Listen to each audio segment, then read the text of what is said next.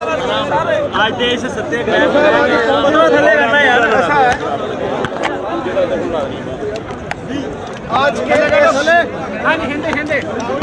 आज के इस सत्याग्रह को बल पंजाब के लोगों ने दिया, क्योंकि लड़ाई उस महाभारत की है जहां अहंकार की,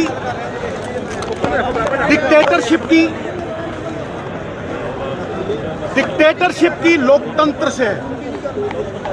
राहुल गांधी के पूर्वजों ने श्री कृष्ण से प्रेरणा लेके आजादी की लड़ाई लड़ी और उस लड़ाई ने कई हीरो दिए। सरदार पटेल, जिन्होंने राजे राणे खत्म करके लोकतंत्र की स्थापना की, संपूर्ण कुलीन तंत्र में रानी का बेटा राजा, राजतंत्र में जिसका बल वो राजा, लेकिन लोकतंत्र की स्थापना इंडियन नेशनल कांग्रेस ने देश को आजादी देके, freedom eight midnight, Pandit Jawaharlal Nehru की वो स्पीच वो दी थी। और आज उन्हीं का परपोत झंडा बरदार बन के लोकतंत्र का एक डिक्टेटरशिप से लड़ाई लड़ रहा है। जब उद्धव ठाकरे साहब की सरकार मुंबई में गिराई जाती है और उनका चोन चिन्ह छीन लिया जाता है, तो क्या वो लोकतंत्र के हक में है? बाबा साहब अंबेडकर ने देश को आजाद होने के 3 साल बाद संविधान की रचना रची थी। कॉन्स्टिट्यूएंट असेंबली बनी थी, हर देश के वर्ग को उसमें जगह मिली थी, हर सूबे को जगह मिली थी, और फिर इंडियन सॉवरन सोशलिस्ट रिपब्लिक की स्थापना हुई थी। रिपब्लिक का मतलब लोगों के अख्तियार, लोगों की ताकत, लोगों के वास्ते। और आज लोगों की ताकत एक तानाशाह डिक्टेटरशिप के वास्ते है। लोगों की ताकत सरकारें गिराने में, उद्धव ठाकरे साहब की सरकार गिराने में लगाई गई। लोगों की ताकत का फायदा उठा के बच्चियों को जलील किया गया जंतर मंतर पे। वो बच्चियों जिनका बल गौरवपूर्ण था पूरे देश के लिए, जिन्होंने पहलवानी में मेडल जीते, उन्हें जलील करके उस जगह से हटाया गया। बगैर किसी वायलेंस के उनका लोकतांत्रिक अधिकार छीन लिया गया। आज बल जो हर इंसान ड्रॉ करता है, मेरा ग्रंथ गुरु ग्रंथ साहब जी भी है, और एक पॉलिटिशियन के नाते मेरा ग्रंथ संविधान है, जिसकी रचना बाबा साहब अंबेडकर और हमारे पूर्वजों ने की। आज वो संविधान की धज्जियां उड़ाई जा रही हैं। उन बच्चियों को वहां उठाया गया। फिर मणिपुर में, आप सोच के देखिए, जो मणिपुर में हुआ है वो पंजाब में भी हो सकता है। हालांकि जुल्म करना अगर पाप है तो जुल्म सहना उससे भी बड़ा पाप है। बाबा नानक ने कहा, सो क्यों मंदा आखिए जित जम्मे राजान, उसे बुरा क्यों कहिए नंगा करके। अगर उनकी परेड की जाती है, जिस देश में दुर्गा माता की पूजा की जाती है, अगर उस देश में औरत को नग्न अवस्था में जलील किया जाएगा, तो ये प्रमाण है एक डिक्टेटरशिप का। और मैं आपको बता दूं, सत्य की अगर कोई आवाज है जो लोकतंत्र की बेड़ियों को काट रही है, जो निर्भय होकर लड़ रही है, जो एक योद्धा बनके, एक योगी, एक कर्म योगी बनके सत्य की आवाज से झूठ की बुनियाद को हिला रही है, लोगों के अख्तियार लोगों को देने के लिए और किसी निजी फायदे के लिए नहीं, वो राहुल गांधी है।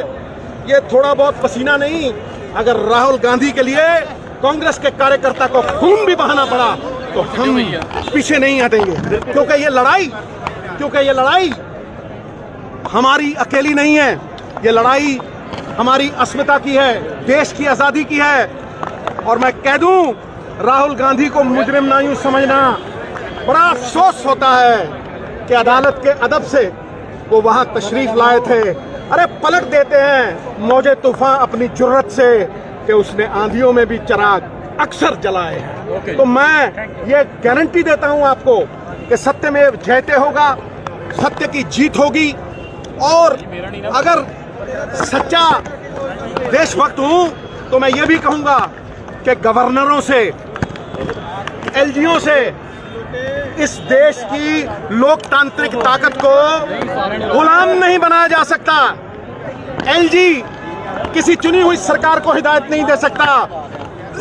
गवर्नर चुने हुए नुमाइंदों को गुलाम नहीं बना सकता और अपनी नॉमिनेटेड फोर्स थोप नहीं सकता। ये आज हो रहा है इस देश में, हाहाकार मचा हुआ है, मानवीय अधिकार खो चुके हैं। और अगर ये सरकार रही तो राहुल गांधी के पीछे चलते हुए हर आदमी ये कह रहा है कि ये देश नहीं रहेगा, इस देश का लोकतंत्र नहीं रहेगा, इस देश में कोई भी स्वाधीन नहीं रहेगा। इसलिए प्रण करते हैं आजादी की शाम नहीं होने देंगे, वीरों की समाधियों को बदनाम नहीं होने देंगे। जब तक तन में गर्म लहू की एक बूंद भी बाकी है, भारत माता का आंचल नीलाम नहीं होने देंगे।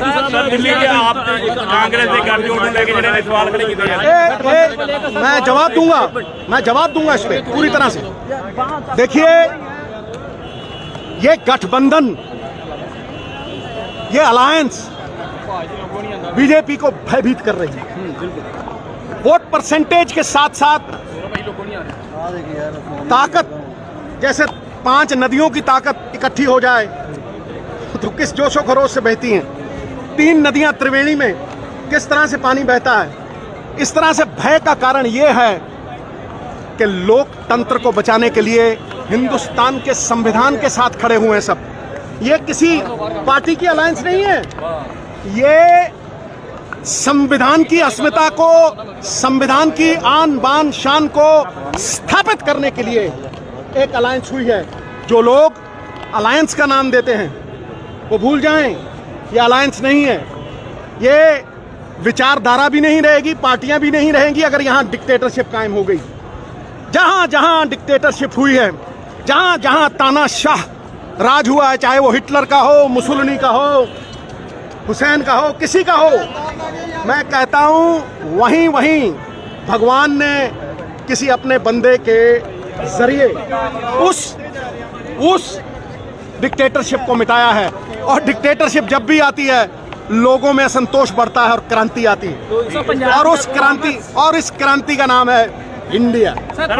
इंडिया लोकतंत्र की रक्षा के लिए, झंडा बरदार बनने के लिए, पहरेदार संविधान के बनने के लिए, क्योंकि अगर संविधान न रहा तो मानवीय अधिकार नहीं रहेंगे।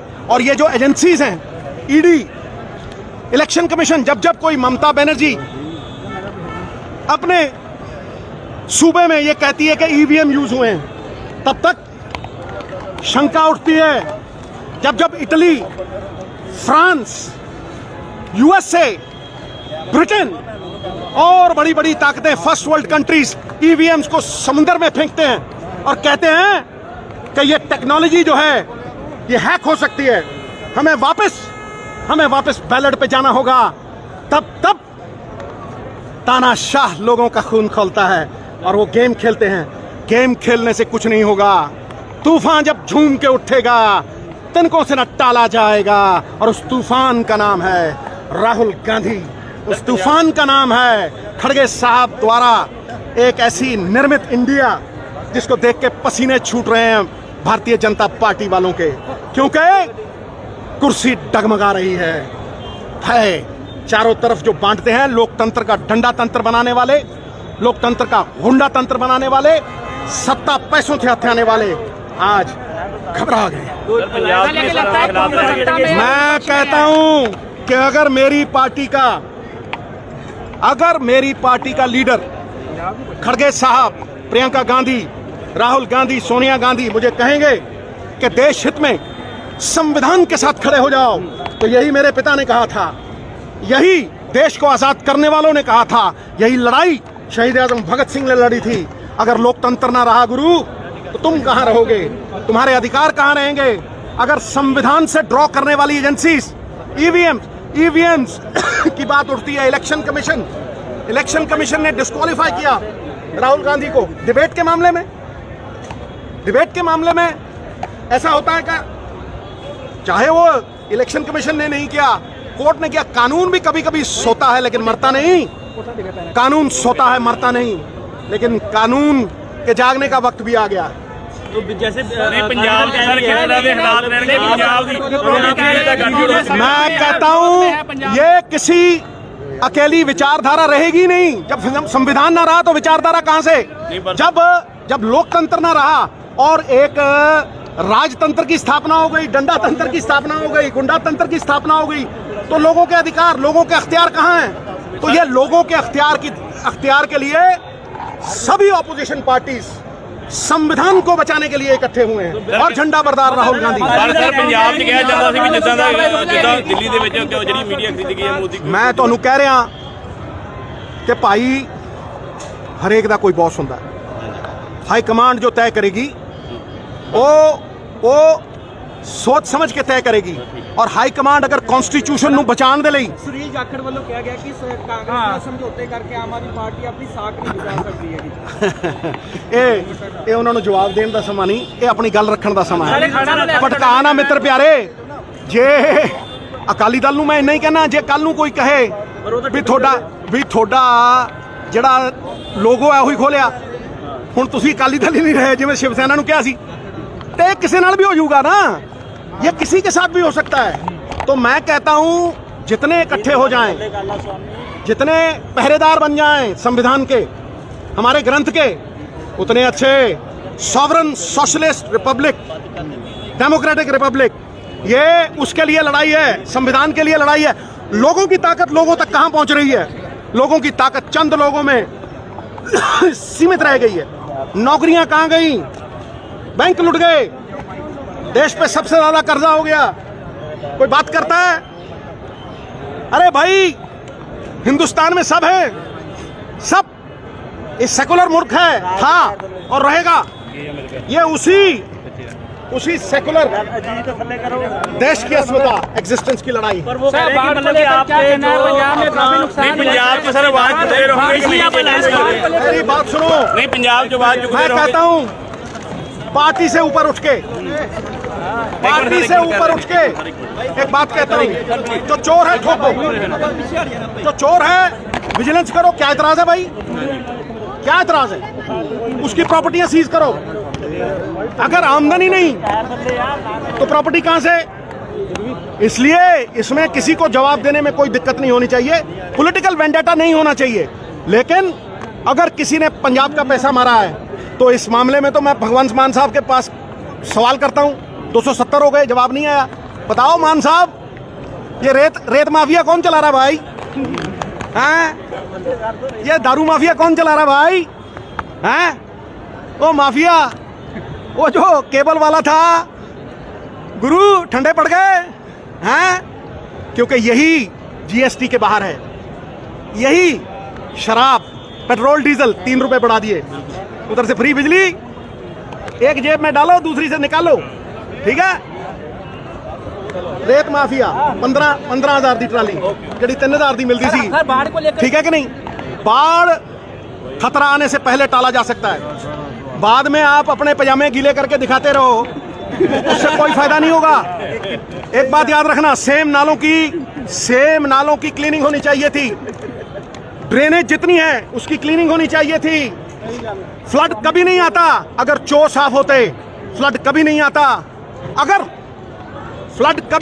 अगर एक फंड